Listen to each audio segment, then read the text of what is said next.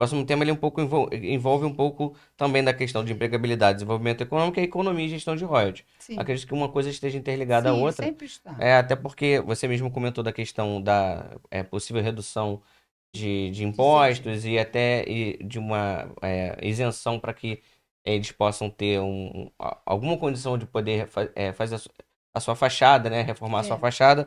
E aí a gente entra na questão da gestão dos royalties, porque a gente vê que Maricá tem uma dependência muito grande desses recursos, né? Você falou que trabalhou mais de 30 anos no município, né? Então provavelmente viu, acompanhou esse crescimento o município passar a receber os royalties, sim, o foi crescimento 2014. deles e antes também de como é que era Sim, antes.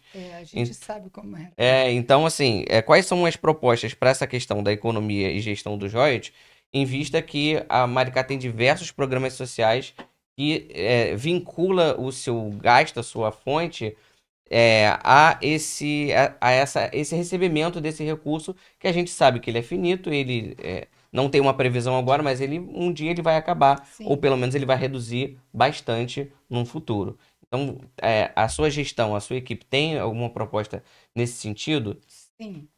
Em primeiro lugar, eu gostaria de dizer a todos que nos assistem que royalty não é uma premiação ao município, muito pelo contrário.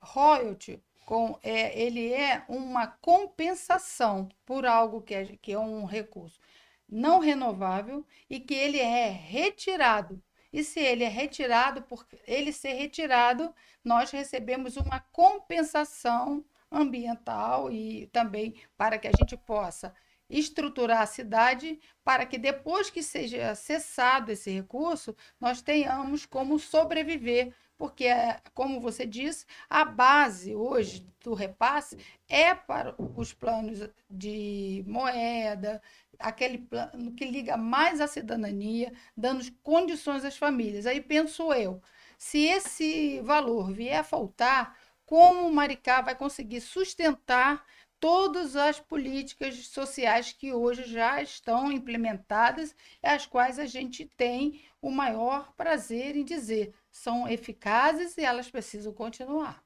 Entendi.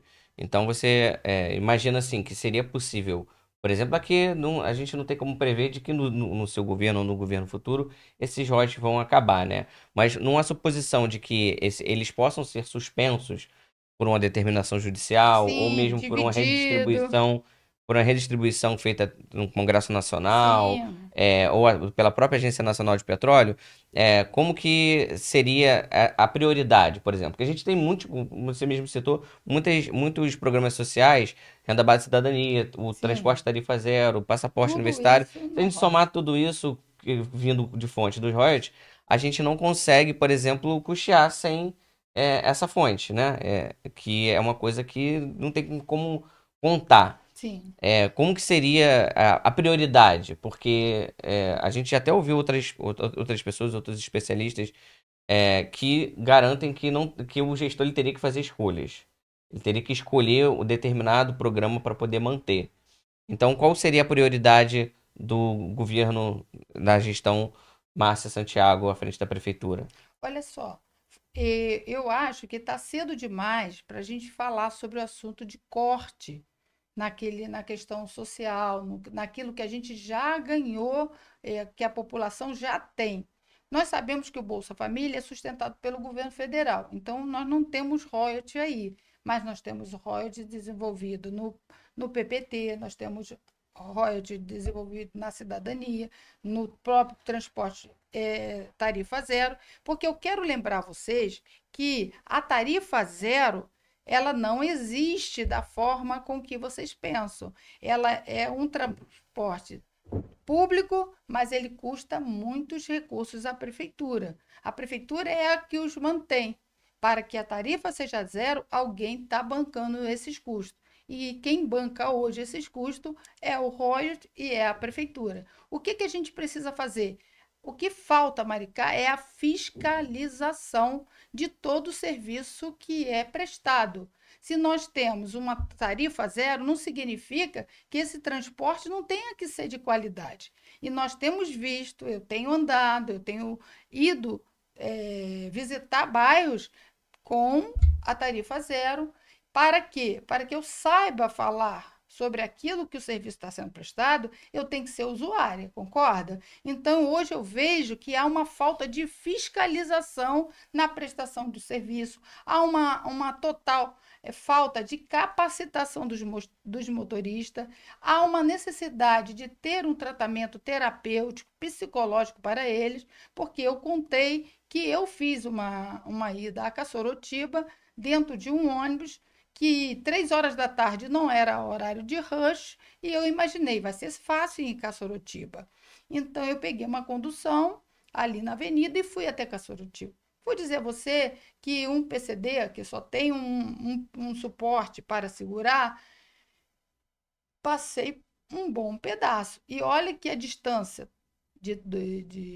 entre Maricá e Caçorotiba era pequena. E o que aconteceu? Eu estava dentro do ônibus, não tinha lugar nem mesmo para botar o pé. Por quê? Todos sabem que o motorista está ali, ele tem que parar em tudo quanto é ponto. Mas uma coisa que eu percebi é que quando ele parava, ele abria a porta, todas as portas. E eu sei que não é esse a questão. Ele tem que abrir a porta de acesso e não abrir a porta de saída. Mas ele abria tudo. Conclusão da história, eu fiquei sendo jogada para lá e para cá. Então, eu fui jogada para frente quando ele freava e quando ele arrancava, eu era jogada para trás. A sorte é que o ônibus estava tão cheio que eu não tinha condições de botar o pé, muito menos de cair. Mas o que eu percebi? Quem é o profissional que está lá? Ele vai ver que naquele dia ele não estava bem, mas ele tem que levar o sustento para casa. Então, ele foi se colocar a dirigir um ônibus, mas ele sem nenhuma condição, porque ele freava como se nós fôssemos, eu imagino ali uma questão de ser um gado, porque freava, a gente ia para frente, arrancava, a gente ia para trás, e não era possível com uma câmera lá que ele não estivesse vendo o que ele estava fazendo. O que eu faria se eu tenho uma fiscalização que o ideal é como o Amparo faz.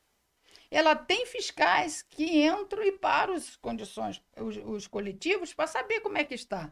Nós sabemos que os coletivos não podem andar com um número maior número de passageiros em pé e sentados. Então, nós temos que fiscalizar. Se isso é aumento da frota, gente, se o serviço precisa aumentar a frota, que venhamos aumentá-la. A gente acabou entrando um pouco do tema que foi sorteado por último, mas mas tudo bem. eu vou seguir, depois a vai gente... ser, mas eu volto, Ney. A gente volta depois.